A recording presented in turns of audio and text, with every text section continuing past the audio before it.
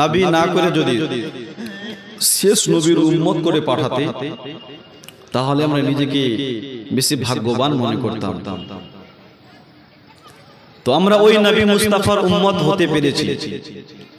তো মুসলমান বাবাজি ভাই, আজ আমি আপনাদের সম্মুখে যে বিষয় নিয়ে আলোচনা করব, কালকে তো আলোচনা করতে করতে ছেড়ে দিয়েছি, তো ওইদিকে আর যাব না। কারণ আজকে কিছু নতুন মানুষ এসেছে, কিছু পুরাতন মানুষ এসেছে, ওদের নলেজে কিছুই ঢুকবে না।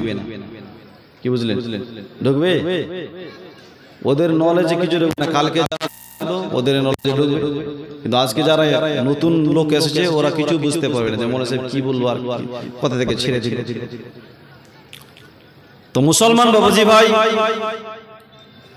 কোরআন শরীফে রব্বুল আলামিন বলছেন, ইন্নাদ দীনা ইনদাল্লাহিল ইসলাম, নিশ্চয়ই আল্লাহর নিকটে মনোনীত মনোপুত ধর্ম ইসলাম। কি ধর্ম? ইসলাম। আল্লাহর নবী দো জাহানের বাদশা হাদিসের মধ্যে বলছেন, বুনিয়াল ইসলামু আলা খামস, শাহাদাতু আন্না লা ইলাহা ইল্লাল্লাহ ওয়া আন্না মুহাম্মাদুর রাসূলুল্লাহ, ইকামুস সালাতা ওয়া ইতাউজ যাকাতা ওয়াল হজ্জ ওয়া সাওমু রমাযানা। নবী আমার বলছেন যে ইসলামের বুনিয়াদ, ইসলামের খুঁটি পাঁচটি। কয়টি? কয়টি খুঁটি? ইসলামের খুঁটি হচ্ছে পাঁচটি। প্রথম হচ্ছে লা ইলাহা ইল্লাল্লাহ মুহাম্মাদুর রাসূলুল্লাহ, তারপরে নামাজ, তারপর রোজা, তারপরে হজ, তারপরে যাকাত।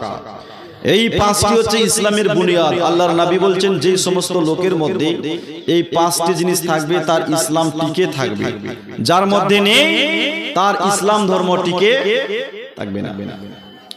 তো মুসলমান বাবাজি ভাই, দো জাহানের বাদশা নবী মুহাম্মদুর রাসূলুল্লাহ সাল্লাল্লাহু তাআলা আলাইহি ওয়াসাল্লাম এই পৃথিবীতে আসার আগে, আমার নবী এই দুনিয়াতে আসার আগে মানুষ ইসলাম প্রসঙ্গে জানতো না। ইসলাম কি জিনিস, ইসলাম কি জিনিস কিছুই জানতো না। অধিকাংশ মানুষ মূর্তি পূজায় লিপ্ত ছিল, মানুষ মূর্তিকে পূজা করত। আমার নবী, বিশ্ব নবী এই দুনিয়াতে এসে ইসলামের দাওয়াত দিয়েছেন। সুবহানাল্লাহ বলেন। তার আগে মানুষ কি করত? মূর্তির পূজা করত। তো আল্লাহর নবী সাল্লাল্লাহু তাআলা আলাইহি ওয়াসাল্লাম এই দুনিয়াতে আসার পর, আল্লাহর নবী 40 বছর বয়সে মক্কাবাসীদের সামনে নিজের নবুয়তের এলান করেছেন যে আমি আল্লাহর পয়গম্বর, আমি আল্লাহর নবী। কত বছর বয়সে? নবী 40 বছর বয়সে মক্কাবাসীদের সামনে নবুয়তের এলান করেছেন। তবে আমাদের নবী আদম আলাইহিস সালামের সৃষ্টির আগে আল্লাহ পাক আমার নবীকে সৃষ্টি করে রেখেছেন। জোরে বলুন। কিন্তু শেষ নবী করে আমাদের নবীকে দুনিয়াতে পাঠিয়েছে। আমার নবী প্রথম নবী, আমার নবী শেষ নবী। তো কিছু মানুষ আবার বলে যে না, নবী 40 বছর বয়সে নবুয়ত পেয়েছেন, 40 বছর বয়সে আমার নবী নাকি নবী হয়েছে। তো নবী 40 বছরে নয়, আগে আমার নবী। কিন্তু 40 বছর বয়সে নবী নবুয়তের এলান করেছে। ও মুসলমান বাবাজি ভাই, বিশ্ব নবীর যখন এই পৃথিবীতে 40 বছর পূর্ণ হলো, আমার আল্লাহ পাক আল্লাহ তাআলা ডেকে বললেন, হাবিব ও আমার নবী, আর কতদিন অপেক্ষা করবা? এইবারে সময় এসেছে, তুমি মক্কাবাসীদের সামনে নিজের নবুয়তের এলান করো। কত বছর বয়সে বললেন? 40 বছর বয়সে মক্কাবাসীদের সামনে নবুয়তের এলান করো। তাই আমার নবী আল্লাহর হুকুমে 40 বছর বয়সে মক্কাবাসীদের সামনে নিজের নবুয়তের এলান করলেন, এ মক্কার লোকেরা, তোমরা যে দেবদেবীকে পূজা করো, এই রকম দেবদেবীর পূজা করিও না যে এক জায়গা থেকে অন্য জায়গায় যেতে পারে না, যার কোনো ক্ষমতা নাই, যে কোনো কথা বলতে পারে না, সে কোনোদিন সৃষ্টিকর্তা হতে পারে না। এই জন্য তোমরা এক আল্লাহকে মানো আর আমাকে তার নবী বলে মেনে নাও। এই জন্য তোমরা সবাই মিলে পড়ো, লা ইলাহা ইল্লাল্লাহু মুহাম্মাদুর রাসূলুল্লাহ সাল্লাল্লাহু তাআলা আলাইহি ওয়াসাল্লাম। কত বছর বয়সে দাওয়াত দিলেন বাবা? 40 বছর বয়সে মক্কাবাসীদেরকে দাওয়াত দিলেন, তোমরা এই মূর্তির পূজা ছেড়ে দাও, এক আল্লাহকে মানো আর আমাকে তার পয়গম্বর বলে নবী বলে মেনে নাও। ও মুসলমান বাবাজি ভাই, নবী আমার দাওয়াত দিলেন, কিন্তু মক্কার কোন মানুষ আমার নবীর কালমা পড়লো না, কেউ আমার নবীকে নবী বলে মানলো না। আবু লাহাব মানলো না, আবু জেহেল মানলো না, উতবা সাইবা কেউ আমার নবীকে নবী বলে মানলো না। আমার নবী মন খারাপ করে আল্লাহকে ডেকে বললেন, আল্লাহ তুমি এলান করতে বললে আমি এলান করলাম, তবে মক্কার কোন মানুষ তো আমাকে নবী বলে মানছে না, কেউ আমার কালমা পড়ে না। আল্লাহ ডেকে বললেন, নবী তা নিয়ে তুমি মন খারাপ করিও না, আজকে মানছে না, এমন একটা দিন আসবে দেখবা গোটা মক্কা তোমাকে মেনেছে। জোরে বলুন, গোটা মক্কা তোমার কালিমা পড়বে। হাবিব মন খারাপ করিও না। এই আমার নবী আবু জেহেল তোমাকে মানুক বা নাই মানুক, আবু লাহাব মানুক বা নাই মানুক, উতবা সাইবা মক্কার মানুষ তোমাকে নবী বলে মানুক বা নাই মানুক, হাবিব গো আমি আল্লাহ তোমাকে মানবো আর তুমি আমাকে মানবে। আমি তোমার খোদা, তুমি আমার মুস্তাফা, তুমি আমাকে কাদির বলবে, আমি তোমাকে মুবাশশির বলবো, তুমি আমাকে লাতিফুল খাবির বলো, আমি তোমাকে সিরাজুল মুনির বলবো, তুমি আমাকে রব্বুল আলামিন বলো, আমি তোমাকে রাহমাতাল লিল আলামিন বলবো। এই আমার নবী মুস্তাফা, তুমি পড়ো লা ইলাহা ইল্লাল্লাহ আর আমি আল্লাহ পড়বো মুহাম্মাদুর রাসূলুল্লাহ। জোরে বলুন, নবী কেউ না মানে তাতে কি হয়েছে? তুমি আমাকে মানবে, আমি তোমাকে মানবো। নবী তুমি পড়বে লা ইলাহা ইল্লাল্লাহ আর আমি আল্লাহ পড়বো মুহাম্মাদুর রাসূলুল্লাহ, তাতে কি হয়েছে? তা নিয়ে তুমি মন খারাপ করিও না। বিশ্বনবী দো জাহানের বাদশা জনাবে মুহাম্মাদুর রাসূলুল্লাহ সাল্লাল্লাহু তাআলা আলাইহি ওয়াসাল্লাম বাড়িতে চলে আসলেন। আসার পর মা খাদিজা উম্মাহাতুল মুমিনিন মা খাদিজাকে এসে বললেন, বিবি ওরে আমার স্ত্রী, তুমি জানো আমি হলাম আল্লাহর পয়গম্বর, রব্বুল আলামিন আমাকে নবুয়তের এলান করতে বলেছেন। বিবি মক্কাবাসীদেরকে দাওয়াত দিলাম, কেউ তো আমার কালমা পড়লো না, আর আমার বিবি তুমি আমার কালমা পড়বে না? মা খাদিজা শুনতে নাই, শোনার সঙ্গে সঙ্গে আমার নবী মুস্তাফার কালেমা পড়ে ইসলামে দাখিল হয়ে গেল। জোরে বলুন, নারে তাকবীর, নারে তাকবীর, নারে রিসালাত, নারে রিসালাত। কেউ মদিনা ওয়ালা নবী সব হারালেও তোমায় আমি চাই। জোরে বলুন, ও মদিনা ওয়ালা নবী সব হারালেও তোমায় আমি চাই, সব হারালেও তোমায় আমি চাই, চাই চাই চাই চাই, সব হারালেও তোমায় আমি চাই। তোমার প্রেম যন্ত্রণা আর মানে না বন্ধনা, তোমার প্রেম যন্ত্রণা আর মানে না বন্ধনা, তোমার প্রেম মন্ত্রণালয় এবার যেতে চাই। ও মদিনা ওয়ালা, ও মদিনা ওয়ালা নবী সব হারালেও তোমায় আমি চাই। জোরে বলুন, এই ধরার মাঝেতে, এই ধরার মাঝেতে, এই ধরার মাঝেতে। মুসলমান বাবাজি ভাই ফোন এসেছে, দুরূদ পড়ি। আল্লাহুম্মা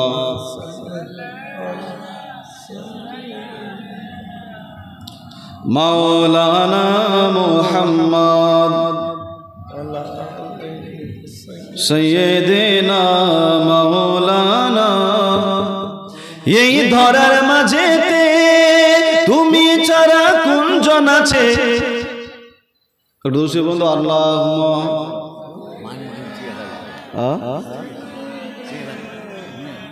হ্যালো হ্যালো পড়ে ফোন করি, পড়ে স্টেজ আছে, ঠিক আছে ঠিক আছে। মাওলানা মুহাম্মদ। মুসলমান বাবাজি ভাই, আল্লাহর নবী সাল্লাল্লাহু তাআলা আলাইহি ওয়াসাল্লাম বললেন, বিবি খাদিজা কেউ আমার কালমা পড়লো না, বিবি তুমি আমার কালমা পড়বে না। মা খাদিজা শুনতে নাই, কারণ মা খাদিজা আগেই জানতেন ইনি আখেরি পয়গম্বর। সুবহানাল্লাহ বলে। মা খাদিজা আমার নবীকে বিয়ে করার আগেই সব জানতেন তিনি আখেরি পয়গম্বর, শেষ নবী। তাই মা খাদিজাতুল কুবরা আমার নবীর কালেমা পড়ে সর্বপ্রথম ফার্স্ট ইসলামে দাখিল হলেন। জোরে বলুন। মুসলমান বাবাজি ভাই, মা খাদিজাতুল কুবরা যখন আমার নবীর কালেমা পড়ে, ওই সময় একটা ছোট্ট বাচ্চা ছেলে হযরতে আলী রাদিয়াল্লাহু তাআলা আনহু গেটের সামনে দাঁড়িয়ে ছিলেন। আমার নবীকে বললেন, ইয়া রাসূলুল্লাহ, আপনার খাদিজা, আপনার স্ত্রী খাদিজা কি পড়লেন? নবী বললেন, আলী, এটা হলো ইসলামের কালেমা, তুমি কি মুসলমান হতে চাও? ওই ছোট্ট বাচ্চা ছেলে হযরতে আলী বললেন যে, ইয়া রাসূলুল্লাহ, আমি আপনার কালেমা পড়ে মুসলমান হতে চাই। নবী আমার বললেন, আলী, তাহলে আর দেরি কেন? পড়ে নাও লা ইলাহা ইল্লাল্লাহু মুহাম্মাদুর রাসূলুল্লাহ। কয়জন হলো? কয়জন কালেমা পড়লেন? দুইজন কালেমা পড়লেন। মুসলমান বাবাজি ভাই, মহিলাদের মধ্যে সর্বপ্রথম যিনি কালেমা পড়েছেন তিনার নাম কি? জোরে বলতে হবে, কি নাম? শুধু খাদিজা বলবেন না, কারণ আমার নবী মুস্তাফার স্ত্রীগণ সমস্ত মুমিনদের মা। জোরে বলুন। কোরআন বলছেন সমস্ত মুমিনদের মা, এই জন্য মা খাদিজা বলবেন। আবার কেউ কি বলেন? খাদিজা। খাদিজা নয়, খাদিজা। কি বলবেন? খাদিজা, মা খাদিজাতুল কুবরা। মহিলাদের মধ্যে সর্বপ্রথম মা খাদিজা কালেমা পড়েছেন, আর বাচ্চাদের মধ্যে সর্বপ্রথম কালেমা পড়েছেন হযরতে আলী রাদিয়াল্লাহু তাআলা আনহু। আর যুবকদের মধ্যে সর্বপ্রথম যিনি কালেমা পড়েছেন তিনার নাম হচ্ছে আবু বকর সিদ্দিক। এই আবু বকর সিদ্দিক মুলকে শাম ব্যবসা গিয়েছিল, বণিকদের সঙ্গে ব্যবসা মুলকে শাম। তো সমস্ত কাফেলারা রাতে ঘুমালো, হযরতে আবু বকর সিদ্দিকও ঘুমালো। গভীর রাতে হযরতে আবু বকর সিদ্দিক স্বপ্ন দেখছেন যে আসমানটা নিচে নামছে, আর আমি আসমানের চাঁদকে ধরে নিজের কোলে বসালাম। সুবহানাল্লাহ বলেন। আকাশের চাঁদকে ধরে কোলে বসালাম।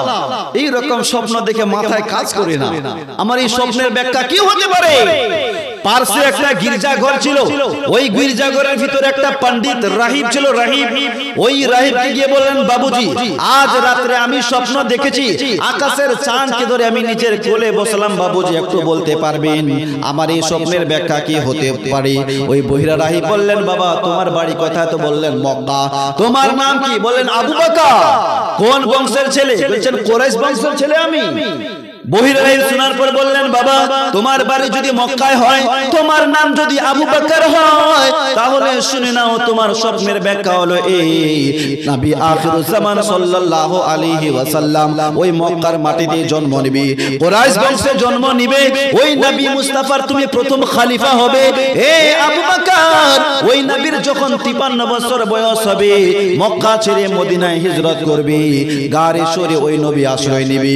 ওই নবী মুস্তাফার গারে সরে ওই নবী মুস্তাফার কোলে, ওই নবী মুস্তাফার মস্তক মুবারক তোমার কোলের মধ্যে থাকবে। জোরে বলুন। নবী মুস্তাফার মস্তক মুবারক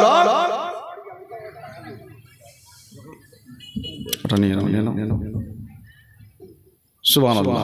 আল্লাহ পাক যেন কবুল করেন, পড়ুন আমিন। জোরে বলুন সুবহানাল্লাহ। আরো মোহাব্বতে।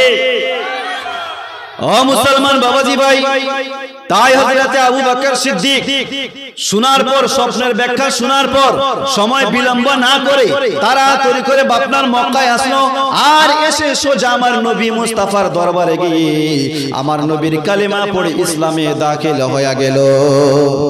নবীকে বললেন, হুজুর, আমাকে কালেমা পড়ান। বিশ্ব নবী বললেন, আবু বকর, পড়ে নাও লা ইলাহা ইল্লাল্লাহু মুহাম্মাদুর রাসূলুল্লাহ সাল্লাল্লাহু তাআলা আলাইহি ওয়াসাল্লাম। আবু বকর সিদ্দিক আমার নবীর কালেমা পড়ার পর, ইসলামে দাখিল হওয়ার পর আমার নবীকে বললেন, হুজুর, আমি তো আপনার কালেমা পড়ে মুসলমান হলাম, তবে নবী গো, আমাকে যদি একটা মুজিজা দেখাতেন তাহলে আমার ঈমানটা আরো মজবুত হতো। সুবহানাল্লাহ বলে। হুজুর, একটু যদি মুজিজা দেখাতেন ঈমানটা আরো মজবুত হয়ে যেত। তো নবী বলেন, আবু বকর, মুলকে শাম ব্যবসায় যাওয়া, রাত্রে স্বপ্ন দেখা, বহিরা রাহিবের মুখে স্বপ্নের ব্যাখ্যা শোনা, এটা তো আমারই মুজিজা।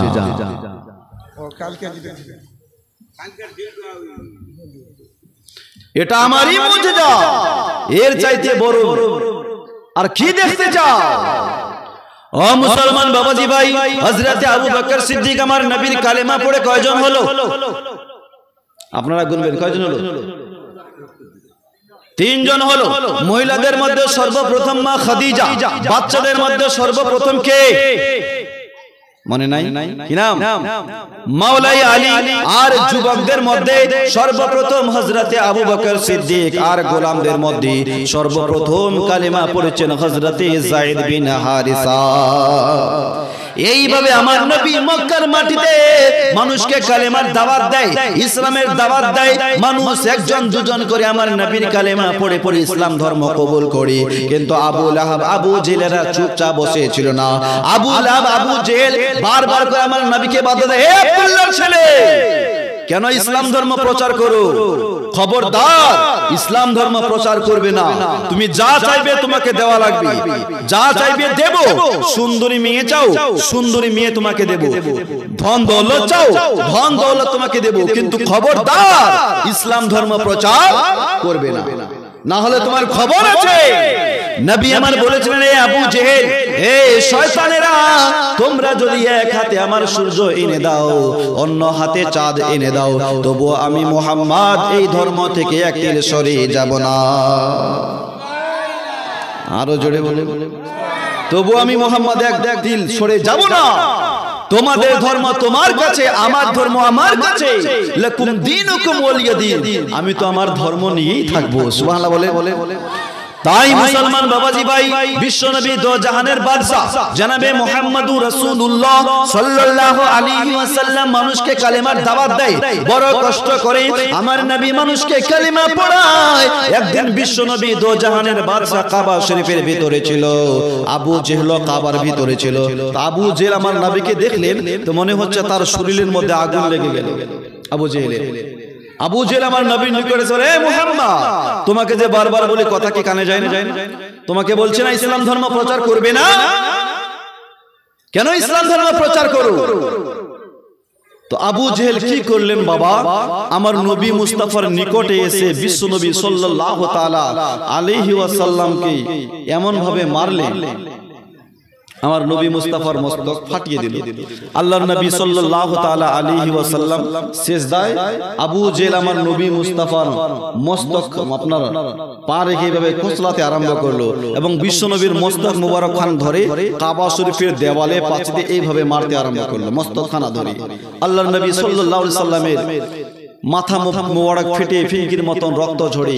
আর ঠিক এই ঘটনাটা আমার নবী মুস্তাফার চাচি কাবার বাহিরে থেকে দেখছিলেন, আমিরে হামজার স্ত্রী।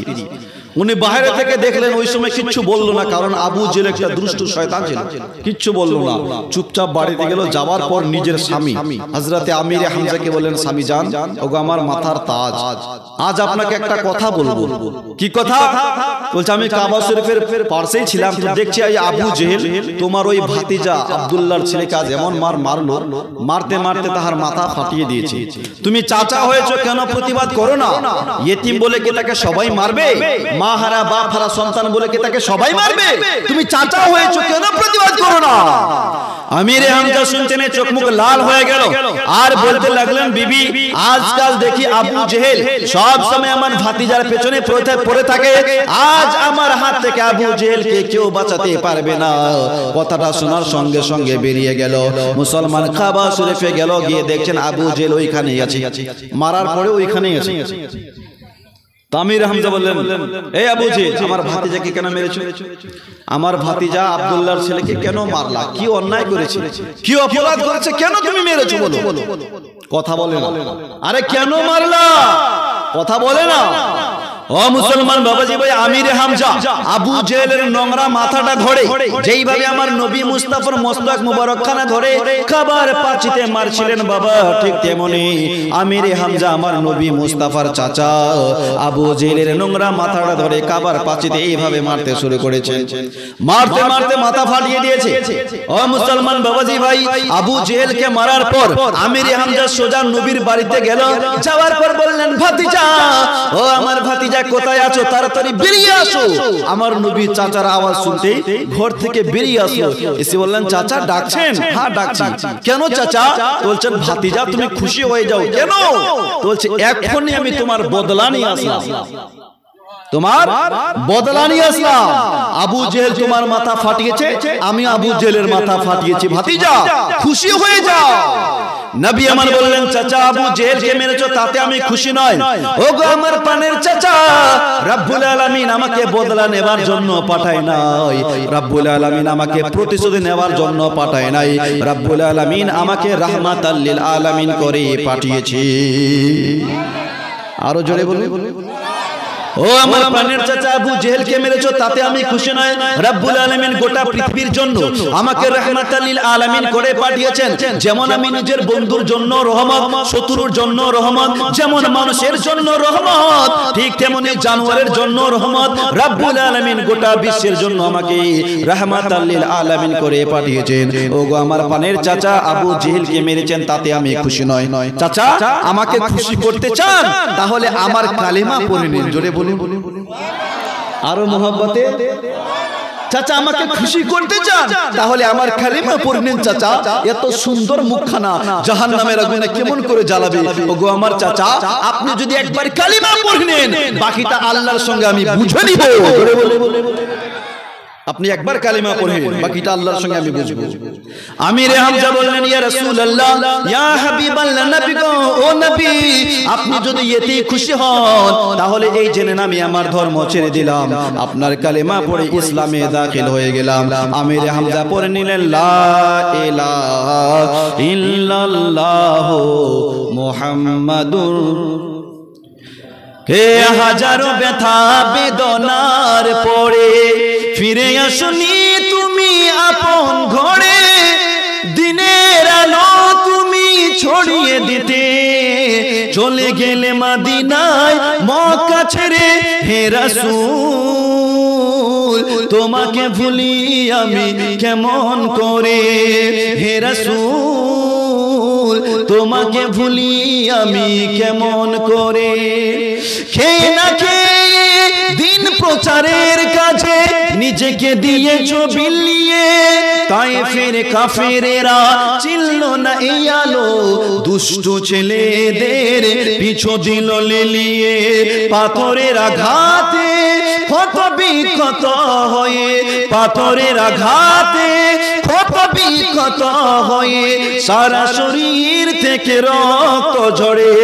হে রাসূল তোমাকে ভুলি আমি কেমন করে, হে রাসূল তোমাকে ভুলি আমি কেমন করে। জুড়ে বলুন। হাজারো ব্যথা বেদনার পড়ে ফিরে আসনি তুমি আপন ঘরে, দিনের আলো তুমি ছড়িয়ে দিতে চলে গেলে মদিনায় মক্কা ছেড়ে। হে রাসূল তোমাকে ভুলি আমি কেমন করে। চাচা আপনি যদি কালেমা পড়ে নেন আমি খুশি হয়ে যাব। আমার নবী মুস্তাফার চাচা চাচি দুজনেই আমার নবীর কালেমা পড়ে ইসলামে দাখিল হয়ে গেল। জোরে বলো বলো। আরো মোহাব্বতে, ও মুসলমান বাবাজি ভাই, এইভাবে আমার নবী কালেমা পড়াতে পড়াতে একজন দুজন করে কালেমা পড়াতে পড়াতে 38তম মুসলমান হলো। কয়জন? 38 জন কালেমা পড়লো। তো একদিন হযরত আবু বকর এসে বলেন, হুজুর ইয়া রাসূলুল্লাহ, আমরা তো হক পথে আছি, তাহলে আমরা এইভাবে নিজেকে কেন ছুপিয়ে রাখবো? এখন আমরা প্রকাশ্যে এলান করব, এখন আমরা প্রকাশ্যে এলান করব। তো নবী বলেন, আবু বকর আমরা তো সংখ্যায় কম, এখন যদি এলান করি তো সমস্যা হতে পারে। আরো কিছু মানুষকে আমরা কালেমা পড়াই আমাদের দলে এনে, তারপর না হয় এলান করব। আবু বকর বলেন, না হুজুর আমরা তো হক পথে, আমরা কেন ভয় করব কাউকে, এখন আমরা প্রকাশ্যে এলান করব। বারবার করে যখন জিদ করলেন, বিশ্ব নবী বললেন, ঠিক আছে আবু বকর চলো, এখন আমরা প্রকাশ্যে এলান করব। তাই আবু বকর সিদ্দিক আমার নবীকে নিয়ে কয়েকজন সাহাবীকে নিয়ে সোজা মসজিদে হারামের মধ্যে চলে গেল। কোথায়? মসজিদে হারামে গিয়ে হযরত আবু বকর সিদ্দিক দাঁড়িয়ে বক্তব্য শুরু করলেন, এ মক্কার লোকেরা তোমরা শুনে নাও, আর আমরা দেবদেবীর পক্ষে নয়, আমরা ইসলাম ধর্ম কবুল করেছি, আমরা এক আল্লাহকে মানি, লা ইলাহা ইল্লাল্লাহ মুহাম্মাদুর রাসূলুল্লাহ। এজন্য তোমাদের এটাই ভালো যে তোমরা আমাদের ধর্ম কবুল করে নাও। মুসলমান কয়েকটা কথা বলতে না, মক্কার যারা গুন্ডা বদমাইশ ছিল তারা হামলা করে দিল ইসলামের উপরে, মুসলমানদের উপরে। আবু বকর সিদ্দিককে এমন মার মারলো যে ওইখানেই বেহুশ হয়ে পড়ে থাকলেন। আবু বকর সিদ্দিকের যখন গোত্রের লোকেরা, বংশের লোকেরা জানতে পারলেন যে আমাদের আবু বকরকে খুব মেরেছে মক্কার লোকেরা, তো তার বংশের লোকেরা আসলো, আবু বকরকে উঠিয়ে নিয়ে আসলো, আর তারা এলান করলো যে আমাদের আবু বকরের যদি কিছু হয়ে যায় তাহলে আমরা এই মক্কার যারা মেরেছে, খাস করে উতবা বিন রাবিয়া, সে আবু বকরকে বেশি মেরেছেন, ওকে তো আমরা জিন্দা ছাড়বো না, কতল করে দেব। যদি কিছু হয়ে যায়, সারা দিন বেহুশ হয়ে পড়ে থাকলো। সন্ধ্যার সময় হযরত আবু বকর সিদ্দিক হুশে আসলো। হুশে আসার পর সর্বপ্রথম আমার নবীকে খুঁজেছেন। জোরে বলুন। মাকে বলছেন, মা, ও মা, আমার নবীর তো কিছু হয় নাই, আমার নবীকে তো মারে নাই। তো মা বললেন, বেটা আমি বলতে পারবো না, তোমাদের নবী এখনো, তার মা জননী এখনো কালেমা পড়ে নাই। তো বলছেন, তোমার নবীর ব্যাপারে আমি বলতে পারবো না বাবা, ওই নবীর জন্য তুমি কত মার খালে, ওই নবীর নাম মুখে নেবে না, তুমি কিছু খাবার খেয়ে নাও। আবু বকর সিদ্দিক বললেন, মা, যতক্ষণ পর্যন্ত আমি নবীর খবর না নিয়েছি ততক্ষণ পর্যন্ত আমি কিছুই খাবো না। সুবহানাল্লাহ বলে। যতক্ষণ পর্যন্ত নবীর খবর না পেয়েছি কিছু খাবো না। মা জননী বললেন, বেটা কেমন করে খবর নি? বাইরে গুন্ডা বদমাইশেরা আছে, আবু জেহেলের লোকেরা আছে, কেমন করে খবর নি? ও মুসলমান বাবাজি ভাই, যখন গভীর রাত হয়ে গেল, মা জননী এক পা দু পা করে উমারে ফারুকের বোন উম্মে জামিলের কাছে গেল। যাওয়ার পর বললেন, বোন খবর দাও, তোমাদের নবী কেমন আছে? নবীর তো কিছু হয় নাই, নবীকে তো মারে না। উম্মে জামিল বলছেন, আগে বলো তোমার ছেলেটা কেমন আছে? বলছেন, ছেলেটা ভালো নেই, খুব মার মেরেছে, চামড়া ফেটে ফেটে রক্ত ঝরে পড়েছে, ছেলেটা ভালো নাই। উম্মে জামিল আবু বকরের মায়ের সঙ্গে বাড়িতে আসলো। এসে দেখছেন যে আবু বকরের অবস্থা বড্ড খারাপ, বিছানায় শুয়ে আছে। তো আবু বকর সিদ্দিক উম্মে জামিলকে বলছেন, উম্মে জামিল রে বল, আমার নবী কেমন আছে? নবীর তো কিছু হয় না। উম্মে জামিল তখন বলেন, আবু বকর চিন্তা করিও না, আমাদের নবীর কিছু হয় নাই। সুবহানাল্লাহ বলেন। নবীর কিচ্ছু হয় নাই। মুসলমান আবু বকর বললেন, মা, ও জননী, যতক্ষণ পর্যন্ত এই দুই চোখে আমি আমার নবীকে না দেখেছি ততক্ষণ পর্যন্ত আমি কিছুই খাবো না। ও মুসলমান বাবাজি ভাই, তখন মা জননী হযরত আবু বকরকে সাহারা দিয়ে এক পা দু পা করে আমার নবীর কাছে নিয়ে গেল। যাওয়ার পর বিশ্ব নবীকে সিনার সঙ্গে জড়িয়ে ধরলো আর বলতে লাগলেন, হুজুর, ইয়া রাসূলুল্লাহ, এই আবু বকর সব সহ্য করতে পারবে না, আপনাকে কেউ কষ্ট দিবে, আমি আবু বকরের সহ্য হয় না। জোরে বলুন, আরো মোহাব্বতে বলুন, হুজুর, এই আবু বকর সব সইতে পারবে, কিন্তু আপনাকে কেউ কষ্ট দিবে, আমি আবু বকরের সহ্য হয় না। ওই সময় হযরত আবু বকর সিদ্দিক আমার নবীকে বলেছিলেন, ইয়া রাসূলুল্লাহ, ইয়া হাবিবাল্লাহ, নবী গো, ও নবী, আমার মা এখনো আপনার কালেমা পড়ে ইসলাম ধর্ম কবুল করে নাই, এখনো পর্যন্ত আমার মা কালেমা পড়ে নাই। হুজুর, আমি আমার মাকে বড্ড ভালোবাসি, আমার মা আমাকে বড্ড ভালোবাসে। ইয়া রাসূলুল্লাহ, যেই মা আমাকে 10 মাস 10 দিন পেটে ধরেছে, ওই মা জাহান্নামে যাবে, আমি আবু বকরের সহ্য হবে না। সুবহানাল্লাহ। আরো জোরে বলুন, কে বাবা আমার খিদমত করো, ভুল করিও না, ভাইজান বাবা আমার খিদমত করো, ভুল করিও না। কোন রকম বাবা আমাকে, কোন রকম বাবা আমাকে কষ্ট দিও না, বাবা আমার খিদমত করো, ভুল করিও না, ভাইজান বাবা আমার খিদমত করো, ভুল করিও না। বলেছেন দয়াল রব্বানা, বাবা আমার শুকর করো না, বলেছেন দয়াল রব্বানা, বাবা আমার শুকর করো না। আল্লাহর কথা না মানিলে, আল্লাহর কথা না মানিলে দোজখ ঠিকানা, বাবা আমার খিদমত করো, ভুল করিও না, ভাইজান বাবা আমার খিদমত করো, ভুল করিও না। জোরে বলুন, ওগো তোমার কঠিন অসুখ হলে আল্লাহর কাছে বলে মায়ে, জোরে বলুন, তোমার কঠিন অসুখ হলে আল্লাহর কাছে বলে মায়ে, তোমার কঠিন অসুখ হলে আল্লাহর কাছে বলে মায়ে, আমায় তুমি নিয়ে নাগো, আমায় তুমি নিয়ে নাগো, সন্তান নিও না, বাবা আমার খিদমত করো, ভুল করিও না, ভাইজান বাবা আমার খিদমত করো, ভুল করিও না। জোরে বলুন, মা, মা কাকে বলে?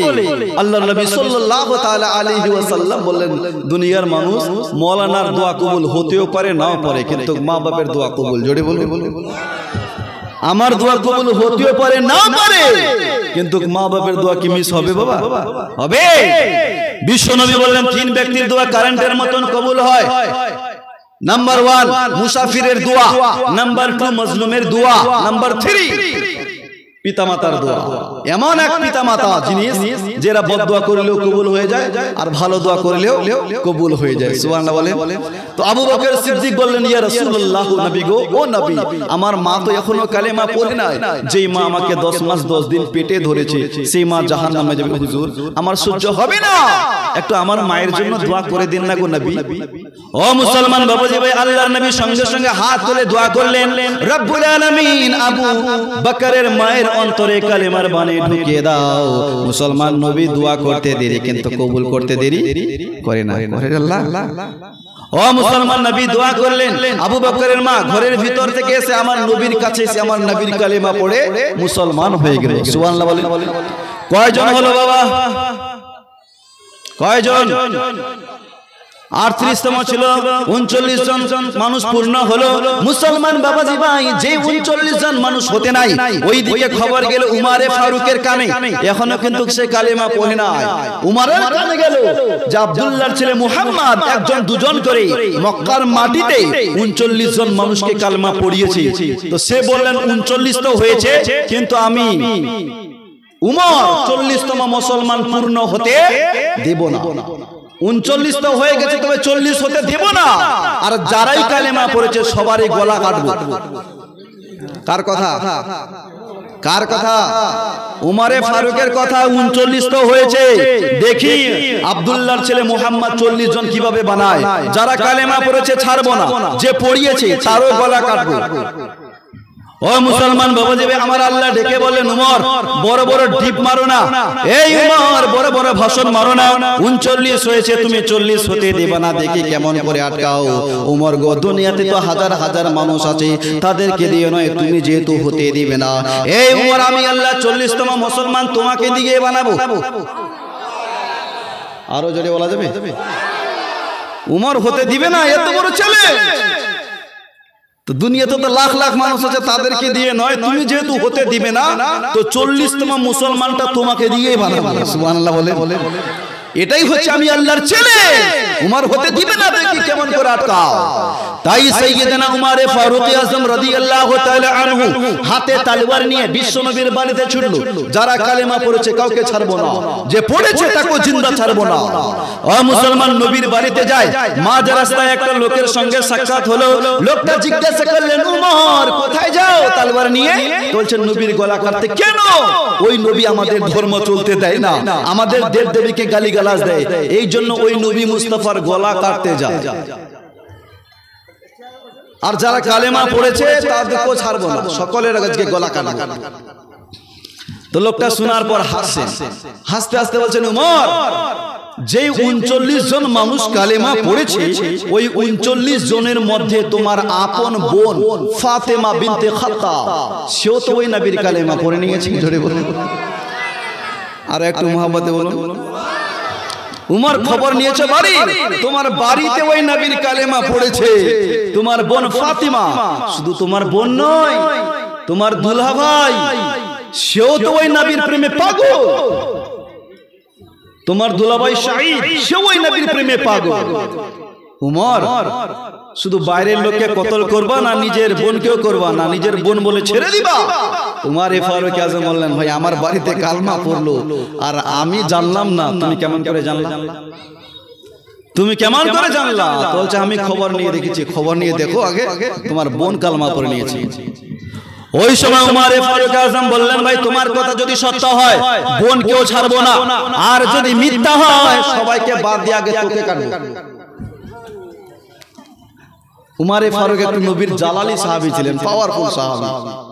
কথায় কথায় তলোয়ার দিয়ে ফয়সালা করতেন, মুখে কম ফয়সালা, তলোয়ার দিয়ে ফয়সালা। বলছে, দেখ মিথ্যা কথা যদি হয় আগে তোকে কাটবো। লোকটা বললেন উমর মিথ্যা কথার ধার ধারি না, খবর নিয়ে দেখো তোমার বোন ফাতেমা বিনতে খাতাব ওই নবীর প্রেমে পাগল। উমরে ফারুক আজম বললেন আর নবীর বাড়িতে যাব না, আগে বোনের বাড়িতে যাই, ওর কিসসা কাহিনী খতম করি, তারপর নবীর বাড়িতে যাব। উমরে ফারুক আজম বোনের বাড়িতে গেল, দরওয়াজার সামনে কান লাগিয়ে শুনি, আর ওই সময় উমরে ফারুকের বোন ঘরের ভিতরে মধুর সুরে কোরআন তেলাওয়াত করছে। ধরে বলুন বলুন। সাইয়্যিদানা উমরে ফারুক আজম শোনার পর ভাবছে হায় হায় আমার বোন কি তেলাওয়াত করে। সাইয়্যিদানা উমরে ফারুক দরওয়াজায় খটখট করে বাড়ি বলল, বোন আওয়াজ দিয়ে বললেন কে দরওয়াজায়, কে গো? উমরে ফারুক আজম বললেন বোন আমি তোর ভাই উমর এসেছি, দরওয়াজা খোল। বোন ভাই দরওয়াজা খুলে না, ভাইয়ের কথা শুনতে নাই, থরথর করে কাঁপতে আরম্ভ করেছে, আল্লাহ যদি আমার ভাই জানতে পারে আমি নবীর কালেমা পড়েছি তাহলে আমাকে জিন্দা ছাড়বে না। একবার আওয়াজ দিল দরওয়াজা খুলে না, দুইবার আওয়াজ দিল দরওয়াজা খুলে না। উমরে ফারুক আজম বল দরওয়াজা খুলবা না, এক্ষুনি ভাঙবো। দরওয়াজা খুলবা না, দরওয়াজা ভাঙবো বল। উমরে ফারুকের বোন এসে দরওয়াজা খুললো, উমরে ফারুক ভিতরে ঢুকলো, বোনকে জিজ্ঞাসা করলেন বোন রে আমি শুনলাম তুমি নবীর কালেমা পড়ে মুসলমান হয়ে গেছো, কথাটা কি সত্য? মুসলমান যেহেতু কালেমা পড়েছেন মিথ্যা কথা কেমন করে বলে? নবীর শরীয়তে মিথ্যা কথা বলা যাবে নাকি? যাবে। কিন্তু আমরা কথা মিথ্যা কথা বলি কি বলি না? বলেন বলে কি বলি না? আমরা কেমন নবীর উম্মত হয়েছি? 100টার মধ্যে 90টাই মিথ্যা কথা, হয় না ভাই? মুসলমান মসজিদের ভিতরে মিথ্যা কথা বলি কি বলি না? সপ্তাহে কোনোদিন নামাজ পড়তে যায় না, জুম্মার দিন নামাজ পড়তে গেছে, নামাজ পড়ে বাইরে বের হলো, এসে দেখছেন জুতা নাই, ওইখানে মুখে গালি, কোন শালা নিয়ে গেল রে? বলে না, ওইখানে মুখে গালি গালাজ দিয়ে দেয়, কোন শালা চুরি করলো জুতাগুলো? মুসলমান নবীর শরীয়তে মিথ্যা কথা বলা যাবে না। মুসলমান বাবাজি ভাই, উমরে ফারুকের বোন ভাবছেন আল্লাহ যদি মিথ্যা কথা বলি তো আমার ঈমান কমজোর হয়, আর যদি সত্য কথা বলছি তো আমার গলা যায়, গলা দিব না ঈমান দিব। বোন সিদ্ধান্ত নিলেন গলা যাচ্ছে যাক, ঈমান কমজোর হতে দেওয়া যাবে না। তো বলছে হ্যাঁ ভাই তুমি যা শুনেছো সেটাই সত্য, আমি ওই নবীর কালেমা পড়ে মুসলমান হয়ে গেছি। জোরে বলুন বলুন। কে হযরত উমর বোনকে বলে পড়ছিলে কি মোর আসার আগে, বলো বলো তুমি জলদি করে নইলে তলোয়ার চলবে গলে। জোরে বলুন। হযরত উমর বোনকে বলে পড়ছিলে কি মোর আসার আগে, বলো বলো তুমি জলদি করে নইলে তলোয়ার চলবে গলে।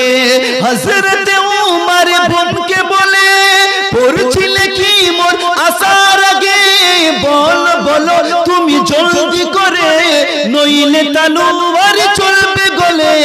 ফুলিল যখন কোরআনের পাতা পড়ে কোরআন সুরে ছন্দে কথা, ফুলিল যখন কোরআনের পাতা পড়ে কোরআন সুরে ছন্দে কথা, শুনে উমর হইল ফিদা পড়লা ইলাহা ইল্লাল্লাহ হাসবি রব্বি জাল্লাল্লাহ মা ফি কলবি গায়রুল্লাহ নূর মুহাম্মদ সাল্লাল্লাহু লা ইলাহা। সবাই বলো লা ইলাহা, আর জোরে লা ইলাহা ইল্লাল্লাহ। আসমান জমিন চন্দ্র তারা পাহাড়ের ওই ঝরনা ধারা কল কল রবে গাইছে সদা লা ইলাহা। ও গোয়ে কদা আবু জেহেল এসে প্রিয় নবীকে বললো এসে, মুঠোতে আমার বলো কি আছে পারলে ঈমান আনবো শেষে। জোরে বলুন বলুন। আবু জেহেল একদিন নবীকে এসে বলেন মুহাম্মদ বলো he examine the prophet, are you are prophet and not prophet, tell me. Muhammad tell me what is my hand, তোমার হাতে কি আছে যদি বলতে পারো তাহলে তোমার কালেমা পড়ে মুসলমান হয়ে যাবে। আচ্ছা আবু জেহেল কালেমা পড়বে? পড়বে পড়বে না, নবীর পরীক্ষা নেয়, ইমতিহান নেয়, দেখি কেমন নবী। ওগো একদা আবু জেহেল এসে প্রিয় নবীকে বললো এসে, মুঠোতে আমার বলো কি আছে পারলে ঈমান আনবো শেষে। একদা আবু জেহেল এসে প্রিয় নবীকে লইছে মুঠোতে আমার বলো কি আছে পারলে ঈমান বসছে প্রিয় নবীজির শুনে কথা জবান খুলে দিল খোদা নবীজির শুনে কথা জবান খুলে দিল খোদা মুट्ठी में पत्थर बोल उठा ला इलाहा अर्जुन ला इलाहा इल्लल्लाह हस्बी रब्बी जल्लल्लाह माफी कल्बी गैरुल्लाह नूर मुहम्मद सल्लल्लाह ला इलाहा अगो आसमान जमीन चंद्र तारा पाहाड़ेर झरना धारा कल कल रबी गाइছে सदा ला इलाहा বোন বলছেন হ্যাঁ ভাই তুমি যেটা শুনেছো সেটাই সত্য আমি ওই নবীর কালেমা পড়ে মুসলমান হয়ে গেছি কি করবে আমি কালেমা পড়ে নিয়েছি কি করবা তো বুমারে ফারুক আজম বলেন বোন যেই নবী আমাদের ধর্ম চলতে দেয় না আমাদের দেবদেবীকে মন্দ বলে খারাপ বলে ওই নবী তুমি কালেমা পড়েছো কালেমা ছেড়ে দাও খবরদার নবীর নাম মুখে উচ্চারণ করবে না না হলে একখানি তোর জবান কেটে আলাদা করে দেব ও মুসলমান বাবাজি ভাই বোন বলছেন ভাই যেই নবীর কালেমা একবার পড়েছি ওই নবীর কালেমা ছাড়তে রাজি না সুবহানাল্লাহ বলেন জীবন যাবে গলা যাবে কিন্তু কালেমা ছাড়তে রাজি না মুসলমান বাবাজি ভাই তাই সাইয়েদনা উমর ফারুক আজম নিজের বোনকে কোড়া দিয়ে মারতে আরম্ভ করলেন উমর ফারুক মারি আর বললেন বোন এখনো সময় আছে নবীর কালেমা ছেড়ে দাও যদি না ছাড়ো তোমাকে এইভাবে মারতে মারতে জীবন নিয়ে নেব উমর ফারুক আজম বোন বলছেন আমরা আওয়াজ করেন ফারসি আওয়াজ করলে আমার ডিস্টার্ব হবে ও মুসলমান বাবাজি ভাই উমর ফারুক আজমের বোন বললেন হে আমার ভাই উমর জীবন দিয়ে দিব এইভাবে মারতে মারতে যদি জবানটা নিয়ে নাও জীবনটা নিয়ে নাও নবীর নাম জবান থেকে ছিনিয়ে নিতেই পারবে না জোরে বলুন মুসলমান বাবাজি ভাই নিজের বোনকে মারলেও বা কত মারবে নিজের বোনকে মারলেও কত মারবে সাইয়েদনা উমর ফারুক মারতে মারতে কালাম বোনকে বলছেন বোন রে এ কেমন মন্ত্র পড়িয়ে দিয়েছে কেমন মন্ত্র পড়িয়েছে জীবন দিয়ে দাও কালেমা দাও না আমি যখন বাইরে ছিলাম ঘরের ভিতরে কি যেন তুই মধুর সুরে তেলাওয়াত করছিলি শুনতে বড্ড ভালো লাগছিল সুবহানাল্লাহ বলে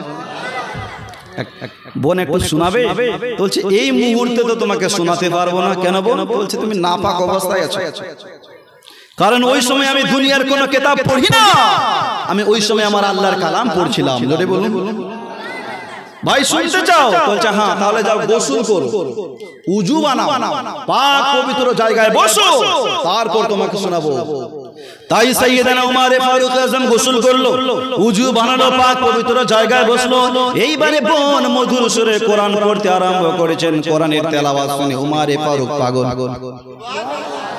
কোরআনের তেলাওয়াত শুনে উমর ফারুক পাগল নিজের বোনকে বলতে লাগলেন হে আমার বোন এ কেমন কালাম শোনালি আর নিজেকে স্থির রাখতে পারি না আমাকে ওই নবীর কাছে নিয়ে চলো যেই নবীর তুমি কালেমা পড়েছো আমি ওই রাসূলুল্লাহর কালেমা পড়ে ইসলাম ধর্ম কবুল করতে চাই এই উমর একদিন বলেছিলেন 39 হয়েছে 40 হতে দেব না আজ উমর নিজে বলছেন আমিও কালেমা পড়ব জোরে বলুন বোন বলছেন ভাই তোমার কথার কোনো বিশ্বাস নাই কারণ তোমার মুখে এক কথা আর অন্তরে আরেক কথা তোমার মুখে এক কথা অন্তরে আরেক কথা ওই নবীর জন্য আমাকে কত মারলি ওই কালমা পড়ার কারণে কত মারলে তো তুমি যে এত তাড়াতাড়ি পরিবর্তন হয়ে যাবে এটা আমি ভালো করে জানি তোমার মুখে এক কথা আর অন্তরে আরেক কথা আমি তো তোমাকে নবীর দরবারে নিয়ে যাব উমর ফারুক আজম বললেন বোন বিশ্বাস কর বোন বললেন বিশ্বাস করতে পারলাম না উমর ফারুক আজম বললেন বোন রে যদি তুমি না নিয়ে যাও তাহলে আমি চললাম নবীর বাড়িতে ও মুসলমান বাবাজি ভাই উমর ফারুক আজম রাদিয়াল্লাহু তাআলা আনহু নবীর বাড়ির দিকে যায় ওই দিকে আমার নবী কয়েকজন সাহাবীকে নিয়ে ঘরের ভিতরে ইসলামের আইন কানুন শিখাচ্ছে ঘরের ভিতরে বুঝাচ্ছেন কিভাবে শরীয়তে চলতে হবে বলতে হবে কিভাবে উঠতে হবে আমার নবী শিক্ষা দেয় নতুন নতুন ইসলাম প্রচার করছে তাদেরকে শিখায় আর আমার নবী নিজের চাচা আমির হামজাকে গেটের সামনে দাঁড়িয়েছেন চাচা আপনি একটু দেখেন কারণ ওই সময় তো ইসলামের শত্রুর অভাব না ইসলামের শত্রুর অভাব ছিল না ওই সময় অনেক শত্রু এখন ইসলামের শত্রু নাই বা নাই মসজিদ আকসাকে নিয়ে চলছে, চলে না? কত ইহুদি এই মসজিদ আকসাকে দখল করতে চায়।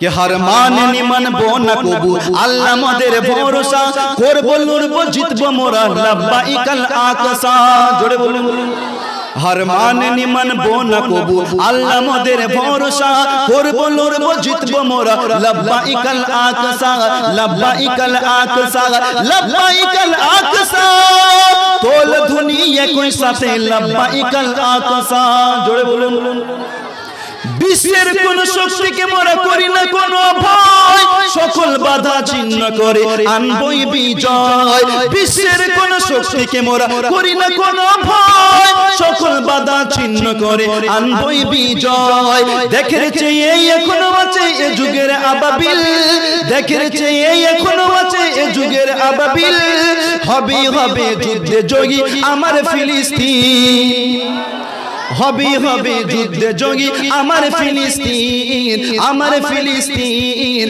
আমার ফিলিস্তিন জোরে বলুন পড়ছে যেথায় কদম কত আম্বিয়া রাসূলের জীবন দিয়ে আনবো বিজয় বিনিময় রক্তের মসজিদ আকসা যে মসজিদকে নিয়ে যুদ্ধ চলছে বাবাজি ভাই এই মসজিদে সমস্ত নবীর কদম পড়েছে জোরে বলুন সমস্ত নবী সমস্ত রাসূল এই মসজিদের মধ্যে নামাজ পড়েছেন পড়ছে যেথায় কদম কত আম্বিয়া রাসূলের জীবন দিয়ে আনবো বিজয় বিনিময় রক্তের আমরা হলাম বীরের জাতি জোর আছে ঈমানে আমরা হলাম বীরের জাতি জোর আছে ঈমানে উহুদ বদর খন্দকের ইতিহাস সব জানে একটু মুহাব্বতে বলা যাবে না আরে উহুদ বদর খন্দকের ইতিহাস সব জানে মুসলমান বাবাজি আজও পর্যন্ত খায়বারের মাটি মাওলানা আলীর নাম শুনলে কেঁপে যায় জোরে বলে মাওলানা আলী যেমন তেমন ছোট মোটো যোদ্ধা ছিলেন না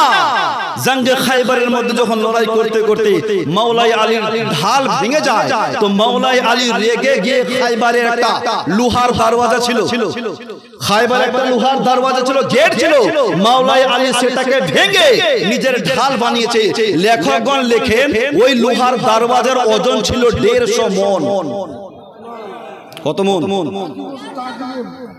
তাজমুজ মায়ের জন্য 500 টাকা নারে তাকবীর নারে রিসালাত কত মণ ওজন ছিল জি 150 মণ ওজন বাম হাতে তুলে নিয়েছে যখন যুদ্ধ শেষ যুদ্ধের পরে আমার নবী 80 জন সাহাবাকে বললেন যাও ওই লোহার দরজাটা তোমরা উঠিয়ে আনো তো 80 জন সাহাবা মিলে ওই লোহার দরওয়াজাটাকে হিলাতেও পারে নাই সুবহানাল্লাহ বলে আর মাওলানা আলী ওটাকে নিয়ে ঢাল তৈরি করেছে মুসলমান বাবাজি ভাই মাওলানা আলীর জুলফিকারি তলোয়ারের ওজন ছিল 1 কুইন্টাল 5 কেজি মাওলানা আলী যে তলোয়ার নিয়ে যুদ্ধ করতেন জুলফিকারি তলোয়ারের ওজন ছিল 1 কুইন্টাল 5 কেজি যদি তলোয়ারের ওজন হয় তাহলে মাওলানা আলী কতটা বীর বাহাদুর ছিল ওই একই তলোয়ার নিয়ে সাইয়েদনা ইমাম হুসাইন আসসালামু আলাইকুম ওয়া রাহমাতুল্লাহি ওয়া বারাকাতুহু বাবা ভাইরা দোয়া বুকের আমি বিশেষভাবে আপনাদের তরফ থেকে অনুরোধ করছি আপনারা ফাঁকা জায়গাগুলো পূরণ করেন এই ফাঁকা জায়গাগুলো পূরণ করে এগিয়ে আসেন আর